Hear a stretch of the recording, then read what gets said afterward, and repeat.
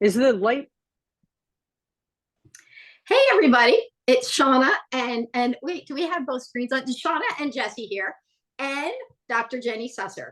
So we are continuing part two of our podcast because it is, and Jenny is a sports psychologist, worked with professionals, worked with the highest in all kinds of sports, but definitely the horse sports, and it's a great perspective to bring in and we're keep trying to balance this equation. So, hi, Jenny. Nice to see you.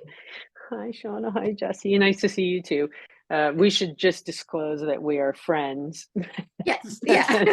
and that you've wintered at our barn, and that we have for sure a mutual admiration society. So friendlies. Yes, and we totally love Jenny and Meta. We just love them, and we love being there. We're not there this year because we're working on the book, and so I'm not a winter girl. But so anyway, but so we are missing those guys. But we kind of just chat a lot, and we were thinking we should kind of have a little chat with Jenny and just kind of continue this big subject, because, and again, I want to reiterate, we're not out to say this, this person or that. We're just saying in the big sense, we're at the precipice, I feel like, in the horse world, in the horse sport world particularly. We do risk some things if we don't kind of adapt and move forward. I think with the pressure of the time that social media is really kind of, I feel like, been a big part of. But so we just want to talk about, how do we do that? How can we help people to see all the pieces and be open to the pieces? And I'm going to have a little declaration here. Our biggest interest is trying to get the competition people to understand positive reinforcement and to embrace it, even if it's a tiny little bit, even if it's one little piece, to just start to kind of explore. Because we also hit a wall a lot of times where people say, nope, not going to do it, and but that tells us one thing. One, they don't really know what it is. They've seen it done poorly, which there's a lot of that too, or they've tried it and they didn't know enough of how to navigate maybe a tricky spot. And so I think those pieces it's kind of got people resistant to it. And you know what I think also hasn't helped? That positive reinforcement people can be quite punitive. Some of those people come up and they're like, I want to do this, and then they're like, that's not, and you're like, easy does it. It's a journey. And so I think that's kind of where we wanted to explore a little bit, and we would like this to be better understood, and just how can we do that? What can we do? So I follow Shawna and Jesse on social media, and when I saw, somebody sent me, of course, this happens all the time, like I'm sure it does with you. Somebody sent me that video, the USEF, yeah, with the training clinic. The Horsemastership Clinic with Katie Prudent. Somebody sent me that video, and with the exclamation points and the OMG, and then when I saw your post about it, I actually sent Shawna and Jesse an email and said, can I come on the podcast with you? I really want to talk about this with you, because to me, I think that there are a lot of parallels to the integration, for lack of a better word, movement of positive reinforcement training in the horse world, especially in the English competitive horse world right now, to some of these ideas with regards to coaching and teaching and training, and how do we do this? And so from my perspective, I am with you. I'm on your side in that I don't really want to take sides. And what I feel like we miss a lot of, or miss the value of in the equestrian sport world, is asking questions. It's funny because I came from competitive swimming. When I got into horses as an adult, I rode as a child, but that didn't really count. But then I got into horses in the dressage world as I was finishing graduate school, and I had come from the competitive sport world, Olympic sports. Like I was a swimmer. I didn't swim on the Olympic team. I made 2 national teams, and I was an All-American at UCLA, and so I competed at a high level. Mhm. But when I got to the horse world, I was like, wow. And it was like 2002, 2003, and I'm like, wow, this is like 1972 in the swimming world. Very, very, very restricted and delayed in terms of the horse world's relationship to growth, to research, to advancement. I think that we embrace it in some areas in veterinary medicine. However, in veterinary medicine, we're still not approaching equine physiology and performance, I mean, anywhere near the last 25 years of advancement in human performance and physiology. We're just super behind. That's a whole other bottle of wine. But my experience, which is the only thing that I can speak from, is my education, my background, my professionalism, and my experience. And in the horse world over the last 20 something years, it's been very interesting to me because when I first bought a farm, we were in New York, and we had Cornell Cooperative come out and help us design a pasture grass mix.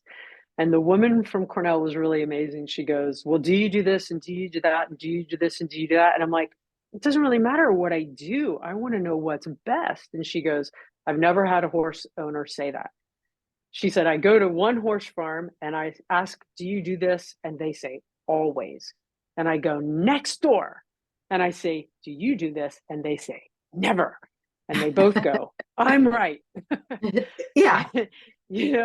And it's amazing. It's amazing. It's incredible. And the weird, I'm not sure where it comes from, the culture of equestrian, how everyone thinks that they're right and everyone thinks they know. Like, I would never find myself at a swim meet and see anyone walk up to like Michael Phelps or Dara Torres or Janet Evans. I'm dating myself, and say, I think you could do your turns a little bit better. I don't think you're doing that right.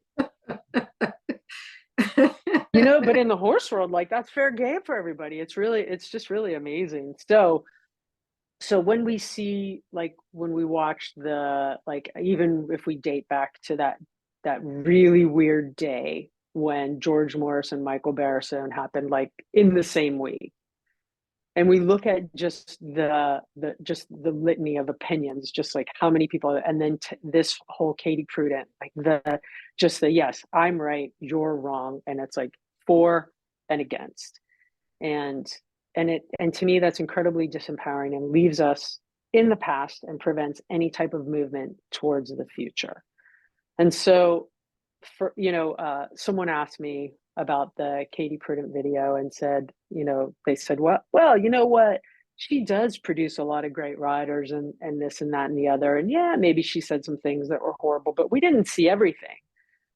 And kind of my response as a clinical psychologist was, well, you know what? She may have done great things, but I highly doubt that the great things that she did instead, or the things that she taught that were supportive and not dangerous to horse and rider, or perceived as could be dangerous, to flip a horse over backwards or hit them with a stick, those kinds of things. Does that really offset?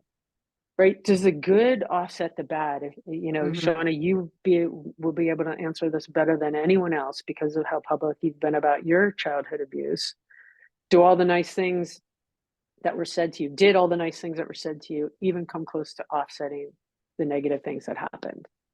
And yeah, and absolutely not. It wasn't until I was ready to grow and the people were ready to grow and learn more and see more and do that it actually made it worse in a weird way for me, because right? it was now it's insidious, and it kind of felt more manipulative in a weird way, so 100%.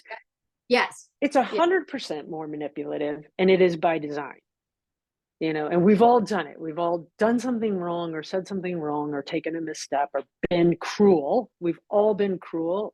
We've all been cruel to the people we love. We've been cruel to our horses. our dogs are, we've all done it. Nobody can say that they haven't at least done it once.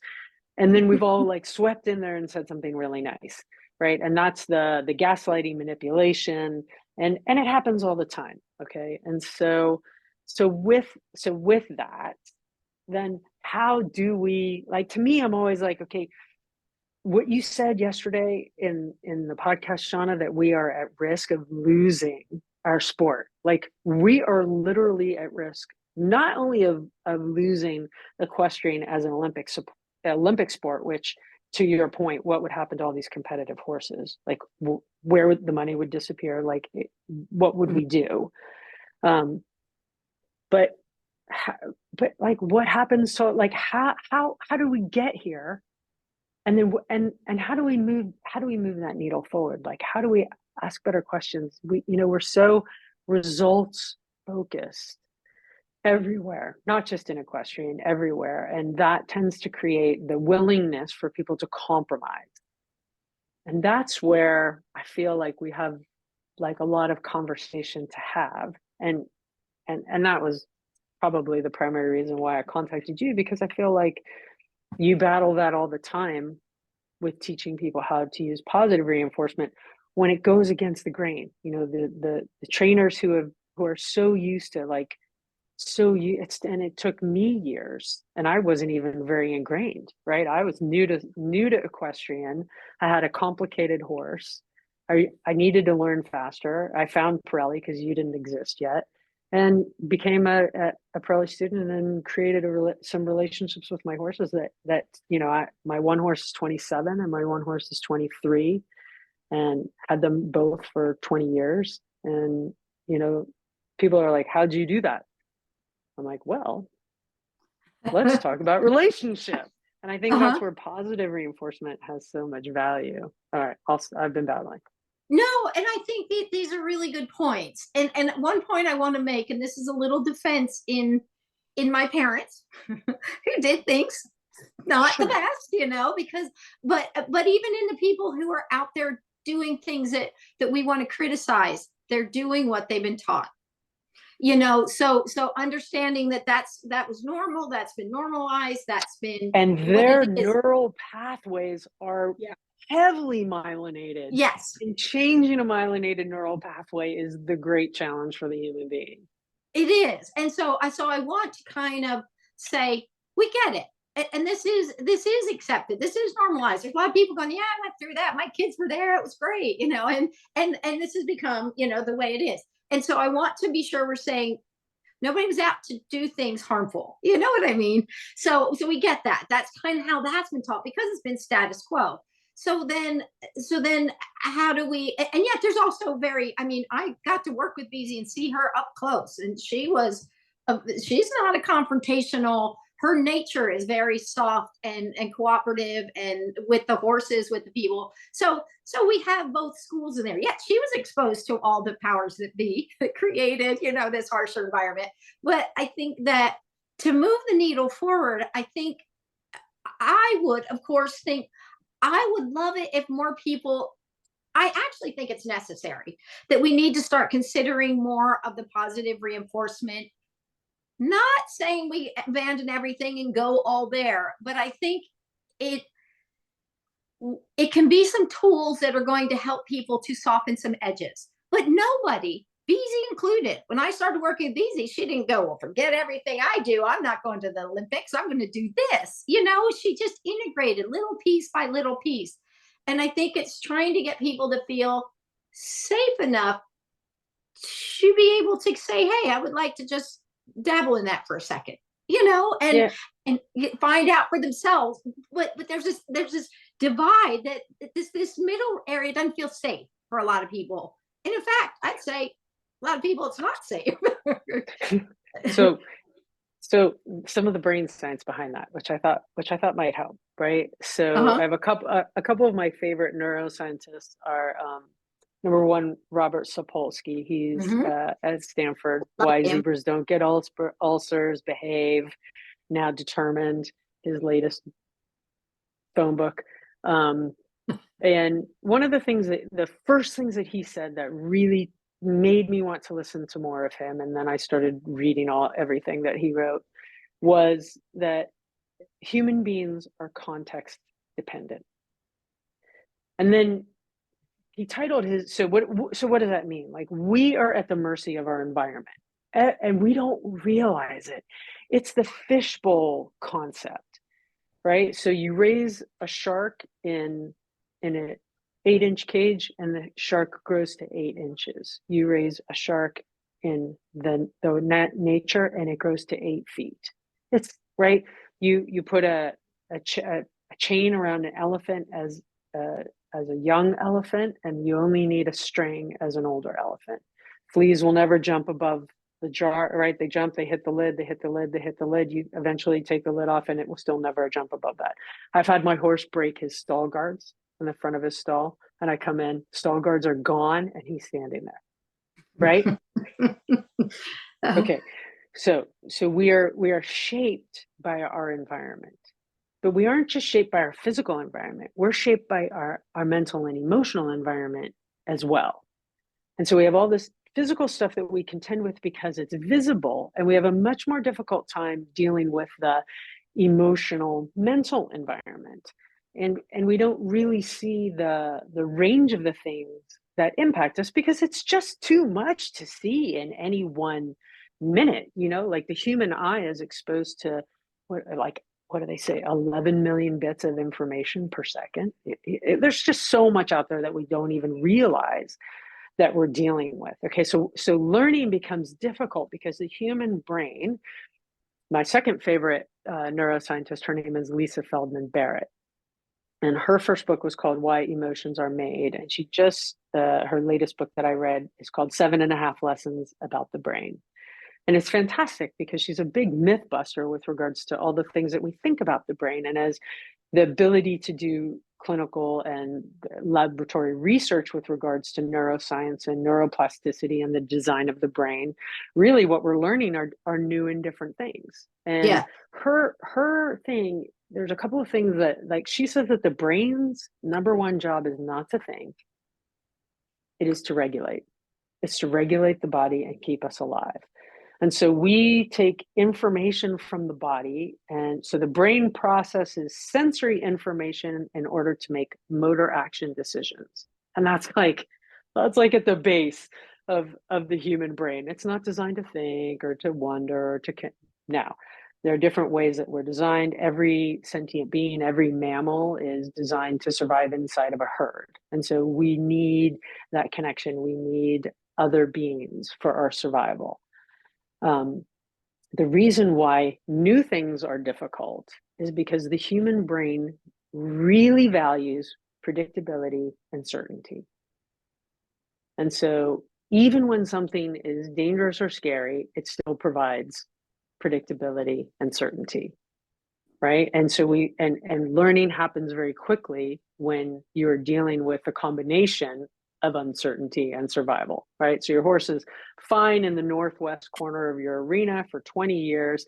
There's one day where it's bad in the northwest corner of your arena, and boom, he's bad in the northwest corner of the arena for the rest of the time, because that predictability and certainty is connected to survival. So when we have to learn new things and we're not good at them, it decreases the predictability and it decreases the certainty. And that's when it becomes a threat. When new information, new ways of being, new behaviors become a threat. And then sort of my personal theory is that horses are so damn threatening to begin with that we just can't tolerate that one extra piece of threat. Yeah, and I think that the size of the horses does play a huge factor, because people are quick to go, they're big, they're scary, but with the marine mammals, we use positive reinforcement because it created less reactivity, Right. So it was less frustration, less reactivity. So you slowed things down, which kind of is, Right. It works against what they think. And so many people tend to think that positive reinforcement is just permissive, and it's not. We have things, and we have safety, and we have those pieces. But I think you're right about the size of it. But I think that the intimidation of learning is really hard. And you know, this is my theory in the horse world. A lot of people can claim they're a horse trainer with no credentials. Anyone can. Yeah, Sure. and I think it creates more insecurity in that world altogether. You know, so I think that in that kind of, well, no, you're not, and it kind of almost creates, I feel like, a more competitive nature in there. You know, in that, in the horse world, because they're all just thinking, well, you know, anybody is saying it, that's not true. And I think it kind of doesn't foster this cooperative working together, that it's okay that we all work together. But I think it kind of goes back to that, you know, being scary and intimidating. And I get it. We're all the time saying to people, we are so proud of you for being willing to learn something new. We know it's hard. And I think that, and so for people to come out and think, I'm going to try this a little bit, I'm just going to see. But I think one of the things that is really important with it too, to recognize, is as people start to utilize positive reinforcement, even people are like, I'm in it, and then they start, and then they're like, I don't know, this isn't, I don't trust that this is going to solve my issue. So they, without knowing it, go back to their old neural pathways. They just go back to their old habits and slip into their old things, because you kind of have to get enough experience to trust the training, to commit to going through with it. You know, so I feel like it kind of creates this you know, it makes it harder to get over the hump when people have such a strong reinforcement history with their own, with the way they've done things previously. So to kind of get that leap of faith and to stick your neck out a little bit, and that's where, you know, we're trying to be good resources for that. Yeah, for me, I've been only doing positive reinforcement strictly for 2.5, 3 years, something like that. And even still, even though we travel all over the place teaching it, there are times when I'm riding myself and I'm like, I definitely want to revert back to what I know, because I've done it so much. And then I have to stop myself and be like, okay, that's not what you're doing. And I think this is to the point of, we're really trying to go the distance in the positive reinforcement realm, because we know it can be done, committing to it, you know. And when you've trained marine mammals like that, it's like, that's all I knew, of course I can get it done, you know. And that's easier for me to believe and do. But we also are trying, we know that people are going to start from where they are. We're not saying everybody's to quit what they're doing and go all the way over here. Beezy had horses that were happy and well adjusted, who had nothing but traditional training behind them, but it was always very thoughtful and was she the trainer. But She was, no, my question is was she the exception or was she the rule? no, You know, mm-hmm. You know, the question that I wrestle with a lot, and I used to, you know, for a long time I traveled, you know, many weekends a year and went to lots of different dressage barns and worked with lots of different people. And I found it disheartening that our training methods were still, and this is, I stopped 10 years ago almost, or I don't, maybe not even that long ago, maybe it was seven or 8 years ago, I stopped doing it, because it was, while I could really help the human in terms of how they prepared themselves to perform, I didn't know how to help the human with how to prepare themselves to train their horses, because the culture, the fishbowl, is so embedded, and it's so challenging. This is how it's always been done way is so, it's so difficult. And when you've been raised on a diet of punishment, you know, as the conditioning methodology, which is, you know, it's not like I walked into the horse world and I went, teach me how to punish my horse. I walked into the horse world and said, teach me how to train or be with my horse. And because that was the model, that's what we're all trained, and that's the diet that we're raised on, and so that's what we all know. And so learning something new takes an extraordinary amount of energy.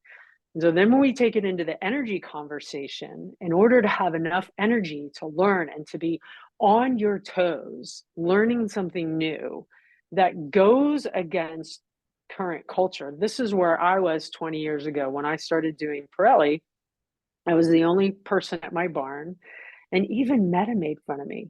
you and your orange stick. And I didn't know, I didn't know how to wave that stuff around. I would hit myself in the head and I'd fall over. And oh my God, my horse, I had my stick leaning on my stomach. Like they told you in the video, my horse tugs. And I like did this, like all of a sudden I'm on my face. And I mean, like all these kinds of things, but those were all learning curves. But I had no agreement. I had no external agreement. I was really on my own for a long time. The first, I would say, year, I was really alone in my journey, but I was really committed to it. And I didn't have I didn't have 30 years of programming to go against. I had 50 people laughing at me every single day. But, after a couple of months when I was riding my super problematic horse with one rein and a halter bareback, cantering around the field and throwing the rope over his head while cantering to change direction, like then people were like, what's going on over there? But you have to have like this success in order to change people's ideas or to change people's relationship to it. And so I think that you've done a masterful job of creating that, but to have the energy to go against the grain, to do something, to be an adult learner, which most of your clients, I'm sure, are over 20. Most of them, I would guess. Yeah. Probably maybe a little bit maybe older. a little older. just a tiny bit older like we are, right? And so to abandon our go-tos and to start from scratch and learn new things when we have a set that's been, let's say moderately effective or successful, for lack of a better word, it really creates an energy problem, because you have to have the energy to do it. You have to be able to say to yourself, I can do this, I can hang in there. And that's hard to do it's hard to do alone. That's why I love your community, shameless plug. And it's also hard to do without support, or if you've not learned anything or been fringe. Not that you're fringe, you're getting better, but still fairly fringe. I think that's hard. And so to take that into, like, circle back to our point about policing ourselves and the video, I think that trainers of the generation of Katie Pruden, that was the generation. When I was swimming, I swam for one of the top coaches when I was in high school, and he was famous for throwing kickboards at swimmers' heads. And those hurt. If you made a mistake or you didn't go fast enough, and screaming veins popping out of his neck and his forehead. And he was one of the most successful coaches. Bobby Knight, I mentioned him before. He would throw chairs. He was famous for that. I worked for a men's basketball team, and the coach would, if they lost, would, yell and scream. And it was this weird acceptance of it. And I think that generation of culture, to help someone like Katie, would be, okay, great. So you've been successful to here. Like, we think just because we all have been using the same method, and then we all have been experiencing, we're all competing on the same level. But then look at what Carl Hester does, right? He has created this program where his horses live like horses. Charlotte Dujardin's horses live outside. I mean, I've been at barns in Florida and South Florida, dressage barns, where there are 20 or 30 dressage horses that never turn out. Yeah. Never. Because, no, is it that these people don't want to be good to their horses? No, it's because they think they're being good to their horses by not turning them out. Yeah. Right. And so how do we update and upgrade that? And to me, that is where the saving our sport lives, is how do we create this as like a curiosity and an experiment? And I love what you say about it being just a little bit at a time. You can't go from never turning out a 15-year-old high performance sport horse to throwing them out in a 10-acre field. They will kill themselves with a herd. They will kill themselves, right? Yeah. But can you do it a little? And I think, and it is a huge conundrum, because I think we're at risk people forget the animal activists are hovering. They're Oof. building a case every They're single time these drooling. things happening. Yes, and they're filing away, and they're creating. I mean, we haven't even mentioned Operation X. Yeah, and so I think that we have to recognize if we don't change, that is really a serious threat. But I think that wanting to change is a big part of it, and I think it gets riskier when somebody's livelihood is also wrapped up in it. To all of a sudden go, well, now I'm going to do things different. Where are my students going? Why aren't we winning? There's that piece, I think, that makes it also a little more convoluted and a little bit more, because we do hear this, that the masters didn't do it. You're like, well, yeah, we didn't know about arthroscopic surgery. We just, so I think that we need to progress forward. But I think it really is in not saying that they're wrong, that what has happened has not been wrong. It has worked for them. It's what they've been taught. It's what they've been going through. But there's another way we can do things. And can we just raise consciousness even is kind of the beginning of it. There was a guy, so I was down in Southern Pines. This was years ago, and I would go and I'd teach clinics all the time. So like every 2 or 3 months, I'd go there. And they're basically a bunch of, high-level eventers, even professional eventers mostly. And they would come to the clinic, and there was somebody there doing some natural horsemanship with, kind of, she used the buck Brannaman kind of thing. And so I keep working with these people that she's also working with, but they're just coming to my clinics because I'm visiting. And so they say, well, she's going to be coming to your clinic. And I thought, oh, yeah, she's going to love this, because just new, because again, it was new. 12 years ago. It's new. And I thought, and so she said, can I talk to you? And I thought, okay, the principal just asked me to go, and I thought, okay, here I go. And then she said, I think this is the missing piece. And I love that. So she got a side bucket, and she's working with her clients' horses. And then there was a guy who did body work in the area, and he was a high-end professional, charged a lot, very busy. And he started making fun of her, going, so you're feeding your ponies? And she's all serious, press wrangler kind of girl, and so he started saying, you're feeding your ponies, and kind of mocking her. And then he came to a demo. So somebody had sponsored, the feed company had sponsored a demo. He came to the demo for some reason. Well, the next day, he's at every lesson I taught that was with one of his clients. So now he's following around. He canceled everything to follow around and figure out how to do it. And so she goes to him and says, so you feed your ponies? And, threw it right back at him after a little while. And he said, you know what? I feel like I'm 12 years old again. I'm having fun with my horse, but I'm getting serious things done. And that's what I wish for everybody, is that even at the professional level, everybody can be having fun, but still be getting serious things done. And, if a horse, there's a study that has shown that if they can look at a photo of somebody smiling and a photo of somebody not smiling, and they choose the smiling 2-dimensional photo, they know when we feel too intense and too grindy. Even if we're smiling, it's not the same as if we're truly saying, that was great for today, I'm super happy, we'll get further. And so I think if we can start to recognize, what can still be done, and still have it be a confidence building, joyful thing, it's not relinquishing high levels. It's actually going to make it better. It's truly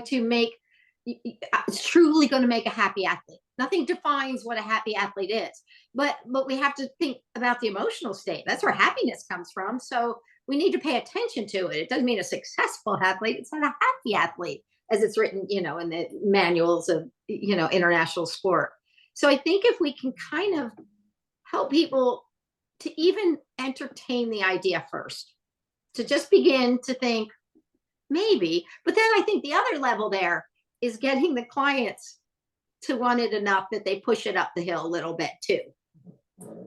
Absolutely. The interesting thing that horse trainers typically, I think we ignore, is that they know that it's the training of the human, right? So, right. I worked for a dog trainer when I was in graduate school. And he said, and he was one of the top dog trainers in LA, still is. And he said, 5% of my job is training the dog. 95% of my job is training the human, and it's 100% the truth with anything. So listening to you talking, I'm like, how does positive reinforcement actually occur for the human during training sessions? I think about all the times when I get my horse to do something that I've actually want them to do and how rewarding that is, and I think because it's so easy for us, because the way that our reward system works is so much, it's more subtle because we have a way more diverse array of rewards. You said this in the podcast yesterday, was that food is like, boom, all, unless they're in fight or flight, a reward for a horse. And so it almost always works. Right. But what almost always works for humans? I mean, Yeah. I remember 10 years ago, I read the book Drive by Daniel Pink, and he said money is the least motivator we have in the business world. And I was like, what? What do you mean? How can this be? And so it's really interesting. So I think, as we're thinking about upgrading our systems in the horse world, how do we train people? I look at high level equestrian athletes who don't understand what it is to be an athletic body. Now, going to the gym and doing Pilates 3 days a week for 30 minutes is not the same as training your body to be a high level performing athlete. And I think that if we understood a little bit more about that, we'd be better. But I also think if we understood that we're not only training our horses, but we're training ourselves, or as trainers, we're not only training our client horses, but we're training our clients. And I think that's where something like the commentary and the behavior and the philosophy of a trainer like Katie Prudent, or many of them, I've seen it a lot in the dressage world. I mean, I've been to clinics, like I'm watching, where I have seen a very, very, very high level trainer make every single rider cry. Yeah. And I think, yeah, why? There's no learning that occurs in that. Yes. And I think that and I think sometimes that kind of, they've learned that behavior, but it's probably partly frustration, is they're such a good, and they're like, why isn't it happening? Why aren't you doing it? And then probably compounds itself. But I think if we, when way back when, like when I first started working with John and Beasy, now we're talking, nearly 30 years ago, and the top level, I worked with Olympic athletes, because John would be talking about it. And the top level, I feel like we're like, I've got nothing left to lose. I'm confident. I've made it. I'm here. When it felt like the middle of the road trainers were like, no, I'm struggling to be here. I'm not going to break the mold, until they had a problem. And then they would say, I'm going to call that weird lady because, and I have this problem and I've tried everything else and I'll do whatever weird thing you have. And I was like, okay, but I need you to be a part of it. And I feel like that was the conduit, but it reinforced them. You know what I mean? So now they got to practice the skill out of necessity, out of desperation. And they practice this skill. And then that was even way back. And I get lots of emails from people saying, you know what? I did it with this, and then it opened up, and I did it with injections. Then I did it with this, and then they started to realize the power of it. But it was their own safeness and enough knowledge to be able to explore and get reinforced as they're solving those problems. Just like the horses, we want them to be problem solvers. We want that, that contra freeloading to come in where they're like, I'd rather play the game than actually get the food. That's an important piece of getting them engaged in the game and not getting stuck on this entitlement of food. But it's for us too, so now you got to get them, they got, now they start going, it might work for this. And we get the people there, but it is, it's a challenge. It's definitely not the answer. Well, I think that what you said just now was pretty interesting, because they wouldn't call you until they had a problem. And I think that our entire industry, our entire culture, like equestrian, competitive equestrian, we have a problem. We have a really big Good point. problem. And if we're only measuring against each other, right, then there's no problem, because we're measuring against each other. You know, like this person who's using punishment and training, and this person who's using punishment and training, and they're both making the Olympic teams. Well, if everybody else is doing it the same way, then there's no reason to think that we're doing it incorrectly. You know, until, you know, it's kind of like I don't even know the date. It was like the 1850s, when doctors, surgeons wore the same surgical smock to every surgery, and the more blood they had on their smock, Oh, the golly. more successful they were considered. And they would wear the same bloody smock from their AM surgeries through their PM surgeries, and they couldn't figure out why their patients were dying of infection and sepsis all the time. And I think I want to make a little point here for those that are listening that maybe don't know enough about positive reinforcement. Negative reinforcement, so I'm just going to reiterate this, those of us who know, and we kind of forget because we know it so well. Negative reinforcement is not the same as punishment. Negative reinforcement means we're adding pressure, and when they respond correctly, we remove the pressure. So it's a subtraction of the pressure. That is not punishment, but it is using an aversive, because if it weren't aversive, they wouldn't care if it came or went. You know, we take their leg off and they'd be like, whatever, I didn't care if it was there. So what happens if they don't respond? It tends to, we now have escalating pressure. And this is where I think negative reinforcement can easily slip into the realm of punishment without knowing it, but they're not responding enough. So we get bigger and bigger, and then we forget to kind of recalibrate for the next horse. So you know? you could kind of see that if you think about the Katie Prudent video. You could kind of see that with her growing frustration. She increased her pressure and her pressure and her pressure, and got less friendly or meaner. Basically, she got meaner and meaner as her frustration increased. And, you know, I've never seen her ride. I've never met her in person. I'm going off of a highly edited clip that was designed to make her look bad, and to frustrate and to stir the pot, for sure. And it was interesting because Chronicle of the Horse has an article about that exact same video, which is the entire flip side, how great she was, and her saying you have to do this with your horse. But Chronicle of the Horse presented it like, you know, she was amazing and everybody loved it. Now, nobody has asked those kids how they felt, which now is, you'll never get good data on that.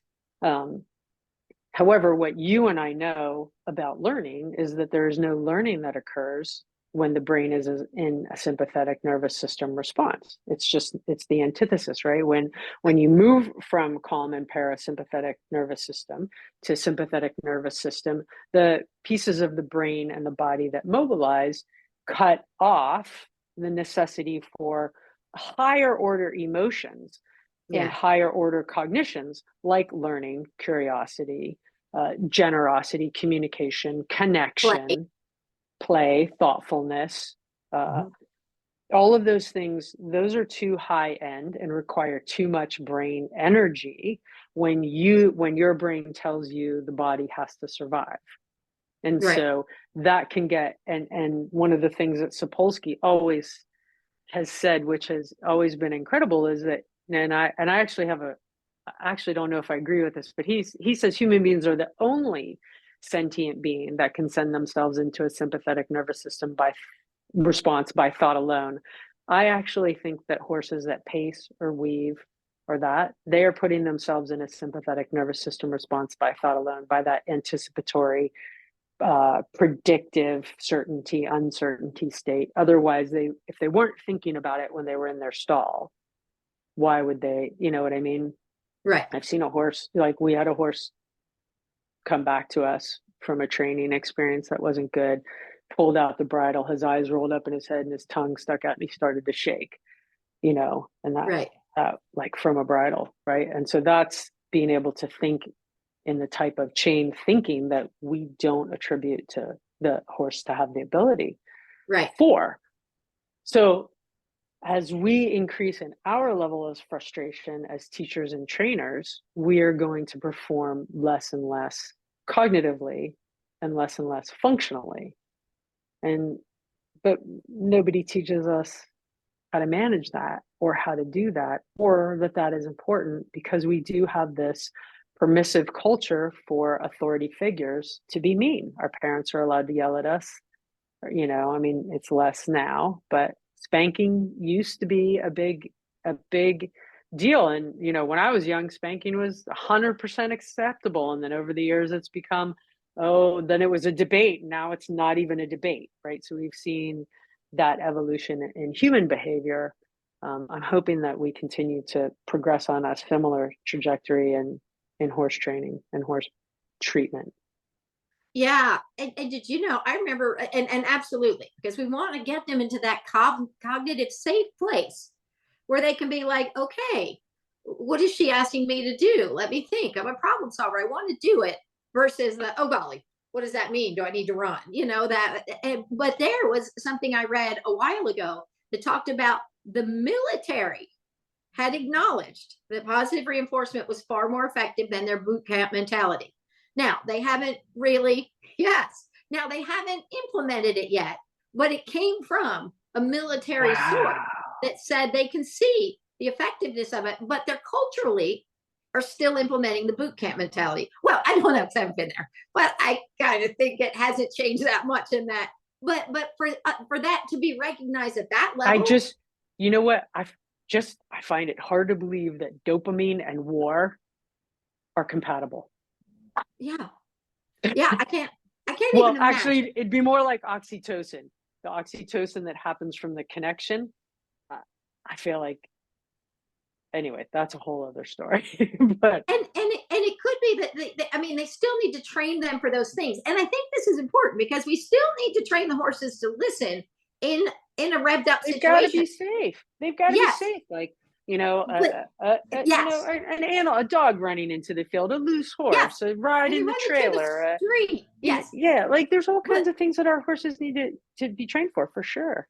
But we utilize the positive reinforcement to start teaching them this concept of I'm just asking you over here, and then they're like, okay, you know, and so we prepare them for that. So I think there still would be a way to utilize the positive reinforcement and the bonding to get them to learn how to do the things. They're going to be hard too, you know, that like jumping, you know, 5-foot jumps is going to be hard, but we're choosing horses that can physically do it, and we're slowly working up to being able to do it. So I think that there is, until they're choosing to do the hard thing. So I think there must be some element, I don't know, war. I haven't done it. You know, thank goodness somebody is doing it that's not me, because I'm like, oh no, I'm going to talk about it. Let's chat. But I think that but even if they're getting the fact that it is more productive in those early stages of the boot camp mentality, but you still need to prepare them for but we need to listen, and we need to be ready to face the hardest things, you know. So I think it is, you know, it's complicated, but it's not unlike our horses. We're going to prepare them. If I'm in the middle of something big and I say quickly, we got to go here, I just want the horse to not, you know, get fight or flight. That's not helpful. That's not making us more safe. That's making us less safe. And then they go, okay, and we go over and do it. Okay, here's a little interesting thing. The U.S. Cavalry, in the U.S., their Cavalry Handbook, my friend Dr. Sue McDonald from University of Pennsylvania, New Bolton Center, reminded me this, or told me this not that long ago. So I got the book, and it says in there that if you raise your hand or raise your voice to your horse, you could be court-martialed, because they knew what it takes to go to war is a bond that is going to be as tight as can be. Raising your voice is going to undermine it. Raising your hand was going to undermine it. You could be court-martialed. So they knew that it is not good for the relationship. So and they knew also that you need a relationship that's going to be dealing with the most treacherous of situations, and what you had was relying and looking to each other. And I think that the horse needs to trust us. If we're going to go to those places, we need them not going, you're scarier than the thing. We need them saying, I'm looking to you, and if you say it's okay, we're gonna do it. But I think so often we work from the horse's place where, and we used this analogy yesterday. You have a little kid who gets on the train, they're afraid of the train, and they're, oh, it's so scary. Well, do you spank your horse or spank your child and think they're going to get better? It's going to make them more agitated. You want to say, hey, we're here together. We're going to do it. We're going to get through it. I gotcha. And I think that when we think about horses, and if we can build those. But wait, you do this, you go on the train, you tell them it's going to be okay. And then they survive the train successfully. Mm-hmm. And then the next train they see is less scary. Yes. And that's where the linear part of the learning comes into play, like, yes. The more I have learned this with my horses, the more they are exposed to successfully, powerfully, methodically, positively, like then they're like, okay, all right, I survived that. Now I can survive it again. I got on the trailer and that ride was okay. I could do it. And I think now I can do it again. Even another piece, because I think sometimes they can hang on to this fear that maybe they've been already kind of in this jacked up, neural pathways place. But okay, so now we say, now we're on the train. I get it, the train is scary. Hey, want to play your favorite game while we're on the train? And pretty soon they're like, okay. And now they're playing their game. Like, hey, want some ice cream while we're on the train? You do? Okay, great. And now we get off the train. Then you say, hey, let's go to the train station and buy that pirate ship. This in the toy store, whatever. But then you take them away from it. And then you say, let's come. Now we're going to get on again. But now you're prepared because you recognize that was too much last time. And I didn't know it was too much. So now you're going to come prepared with some things that says, I get it. This is hard. And I'm going to help to teach them, not just through just habituation or, but by saying, let's actually create good feelings to kind of counter the harder feelings, only to progress the process. So I think if we can thoughtfully and methodically utilize the positive reinforcement, we can get a lot further, a lot quicker, and people always talk about how slow it is. Well, there's points you got to slow down and break down the pieces, particularly if they have their own little baggage that they brought, which the marine mammals did not have. So as to me, seeing the horses, I was like, what's happening? But I think if we can sometimes, so you guys slow down. But one of the things we say all the time is slow down, you go faster. Slow down, take your time, build the foundation. But in the long run, you have a problem solver. It's like, I'm in, yay. When it was time for Métis to learn collection, I was told to be careful. It's scary for him. He's a thoroughbred. And you could see he was just like, what could it be? He did. I'm a super learner. Yeah. Yes. And I relish problem solving, so he just thought, oh, I'm good at this. I love this. It's his crossword puzzle. You know what I mean? Yeah. Which I love crossword puzzles. So instead of it being like, oh no, it's a test I'm going to fail, it was like, hey, I'm good at these. Even if I don't get it all today, I'm going to work at it because I like it and I'm good at it. And there's inherent stress in learning. We know that. But how do we minimize it and make it be a good thing and help them to develop that thinking and those skills that go with being a problem solver? So it's a lot of pieces. When working with, I have several horses who are traditionally trained, and now they do a little bit of positive reinforcement, but we're not home enough to do a lot of it. And the difference between the horses now that are growing up here and have been taught with positive reinforcement versus traditional training, their ability to break down a problem it's even as a yearling crazy. Yeah, it's crazy. It's just something I've never, I don't know. I never thought to even, I don't know. One of the things I used to hear when I first was a marine mammal trainer going, do you guys use food? How do you use positive reinforcement? And everybody's like, no, crazy lady. But people said they're not smart enough. They're not capable of it. You can't do it that way. And I think it's all because we have taught them, don't think, I will tell you what to do and when to do it, versus saying, I want you to be an active participant. And we see it a lot with horses that have been told, don't do anything until, and you start to say, can you just touch a target? And they're like, I do not. They find more stress in having to find the answer, as opposed to, as we get down the road, pretty soon they're like, okay, let's think through it. But you have to kind of, I think we've shut down their thinking in a lot of situations. Because even on the smallest level, they've been told the answer is wrong. Your answer is wrong. Guess again. Your answer is wrong. Guess again. Same thing with our riders. Yeah. Same thing with our riders. We do it all the time with our riders, and we never allow them that discovery. So in working with athletes, and I've done a lot of research on learning and how learning occurs and the time that it takes and the linear and the non-linear. And the interesting thing about preventing failure is that it also prevents learning. Right. And so it's the combination, the science shows that true learning happens in the correcting of a mistake.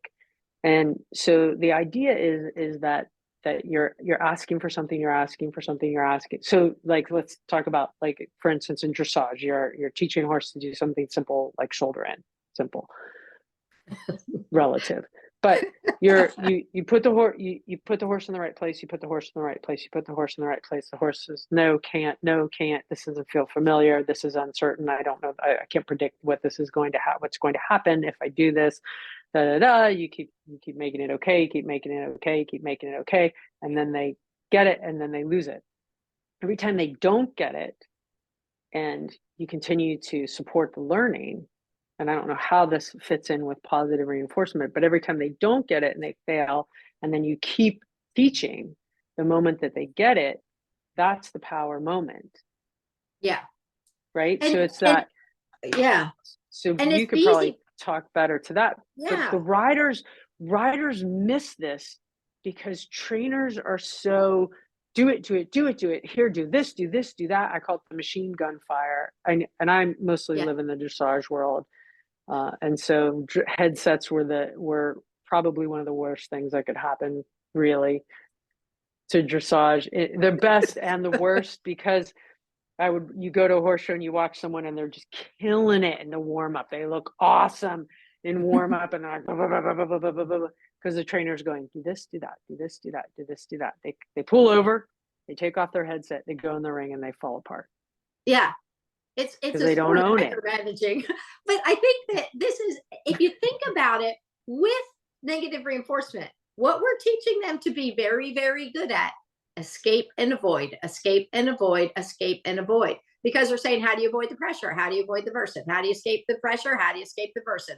And what Beezy said that I loved, and she said on that very first video we made that's in the membership, but it's a million years ago, but I was wearing high jeans, like when they were back in the first time around. Were they guests? Were they guests? They may have been, but she said what she loves about this training, she said, finally we have a way to tell the horses yes. She said, because all we do is correct and then leave them alone when they're good. And finally we can say, that's it. And I think, and kind of to the point of I remember somebody coming up to me in Expo and saying, you're doing, you present a paper with me at the Association of Behavioral Analysis in Venice. This was way back when. So it's probably 2000. And he said, on errorless learning. And I said, I don't think there is errorless learning. He said, but you're using a target. And I said, I'm minimizing errors, but there's still errors. I'm trying to minimize the frustration that can come with, I don't know, I'm lost. But I think there, as much as I want to minimize it, there still is the learning in the wrong answer. But with positive reinforcement, we can also put a big emphasis on the right answer. Right. And then you have the dopamine and and then the oxytocin and then the relief and then the positive feeling towards the task. Yeah. And I think a lot of people do forget, this is a Robert Sapolsky thing for sure. The dopamine spikes when the cue is given, when the opportunity is presented. Not when they're eating, not when they're doing behavior, but the opportunity comes. So those are behaviors that are classically conditioned, that have been paired, that they have this predictability to them. And I think that that's an important piece is, and this also is how we start to fade the click from every behavior. How we, we start to say, that was great, let's go to the next one, and build up this chain of behaviors by this reinforcement history. So I think to keep them engaged in that, I love playing the game. That's part of it. That's a big part of that bigger picture. I think y'all need to work on some positive reinforcement training for the human. I think you might be right, but that's we're going to have to. I mean, really, like, how do you reward the human in those moments? And maybe it's just calling it out, and all of the different things I think about. If I spend some time thinking about all my time with my horses and all the different things that I've done in the moments that I feel the best, and it's they connect, I connect. Yeah. And maybe there's a way to highlight. I don't know this material the way that you do. So maybe that's something that would help us, like that. Yeah. Like we the horse doesn't have the problem here. The horse has the problem of the human, but we're the ones who have to sort this out, or we're going to lose our Olympic sport. And who knows if WEG will survive that. With World Equestrian Games and World Cup and all those kinds of things. I mean, maybe in other governing bodies, but the U.S. won't support it. There won't be a, U.S. funding. If we lose our Olympic sport, I don't know what will happen to the rest of the funding for equestrian participation around the world for Pan Am's, World Equestrian, World Cup, all those other events. I don't know what will happen for that. There's tons of private money, obviously, in our sports, but I think that we could feel better about this. Like when I know when we have staff come to our barn and we're trying to teach them this new way of thinking about being with a horse and always looking for what does the horse need and what is the horse trying to say. And when it clicks for them and when they get it, their relief that they didn't feel like they had to go to a punishment to stay safe, or they'd feel like they didn't have to go to a punishment to get the horse to do what they want the horse to do, whether it's on the ground or under saddle. There's that moment maybe we need to highlight that and call that out more for humans. Maybe we need some clicks for the humans. There is something called tag teach. Have you heard about that? I have not. It's clicker training for people. So they use it for like gymnasts. So, a little girl who needs to use, flip her hips over more to get to finish that thing. Well, saying it in the middle of it. And we also, it's been shown that to use our voices as that bridge signal, as that, yes, it has to go through the brain and get computed and figure out was that this. And so because voice commands mean too many things, and and the human brain is always evaluating the tone of the voice. Yes. And then the emotions that can be behind it, even if we don't recognize it.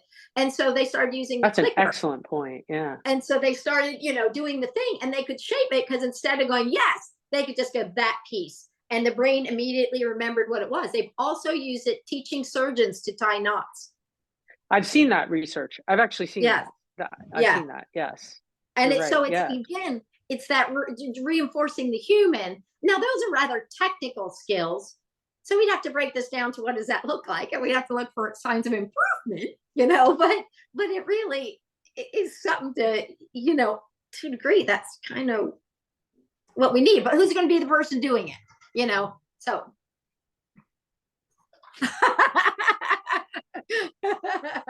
But I think, I love talking with you today. I appreciate you coming on and talking about, ideas and perspectives, and we really do need to do something, because I think people more and more are starting to recognize it's not got a happy ending if we don't make some changes, if we don't adapt to the current environment. Listen, I'm on team Shawna and Jesse, and and if there's something that I can do, like I'm always trying to figure out what I can do to help to contribute, and it's always a challenge for me personally to figure out where and when and how much, and can I, and, you know, do I have the right things or enough to say or enough to contribute? And those are the things that I'm always wondering, you know, like, is there, does what I say really apply? I know how to help humans. I know, how to help performance. There's so much mess in our horse world, and there has been since I've been involved, and I'm only a blip on, you know, in the timeline. And I just, you know, like, I really appreciate the two of you and the mission that you're on, because I have watched for, has it been 3 years? Yeah. 3 years, right? So I've watched for 3 years since Tick Maynard called and said, "Hey, I've got these people coming down to clinic and they need a place to put their horses. Can I put their horses in your barn for 2 days?" And we're like, "Ah, God, not more strangers." And then you guys come and we're like, "You can't leave," right? And we're And grateful for Tick. somebody else to a clinic one time, and I heard her talking on the phone afterwards. She goes, and talking about me, and she goes, and she's like, normal. You're like, okay, No, I you're don't know what not. you thought. No, you are not normal. You're not normal, but in the best way. But I think that it's that I appreciate. I Thank really you. appreciate, you know, at my core, and my horses appreciate, you know, what you've done for them and how you've taught us and all the people that you're teaching. And, you know, it's not easy to do what you're doing, and you may underestimate the impact or how hard this is. And you know, I know that you keep going because you have a giant commitment, and I, on the behalf of all the horses of the world and on behalf of many of the humans, I just really thank you for what you do, because it's really important. So, And you know what? The reinforcer for me is that. yeah, there we go. That's Click, click, click, click, that's click, my click, click. yes. Hey, Kate. So and I love that I have Jesse on the team. You know, that we're a team working together and being able to kind of help merge those worlds even more. Hey, how can people get a hold of you, Jenny? Will you let people know if there's a way they can reach out to you if they would like to chat with you, or whatever? Why would anyone want to get a hold of me? Because you're amazing. Dr. Jenny at drjenny.com, or my website is drjenny, drjenny.com. It's super easy. Yeah, I'd like to be able to help in more ways, and I'm not really sure what they are, and been trying to talk to some people to try and figure out, like, is there something we can do? Like, I really want us to ask more and better questions instead of be so divided and so certain that we're right. My dad told me when I was young, he said, you know, you can either be right or you can be happy. Rarely do you get to be both. So choose. Yeah, and I love that. It's a great thing to realize. We need to be listening and working together. There is, nobody's really right. No, Anyway, and it's so all their silly. perception. This is Yeah. so silly. If we all got together and we're like, okay, let's just make this a better system for all of us. You know, I don't think people who are frustrated and yelling and screaming are living their best lives either. Yeah. Well, thank you. Thank you so much for this. Thank you for your time, and thank you for the conversation. And we will be talking to you later. Awesome. Thank you. Okay. Bye. Thank you. Okay, you stop the recording. Recording.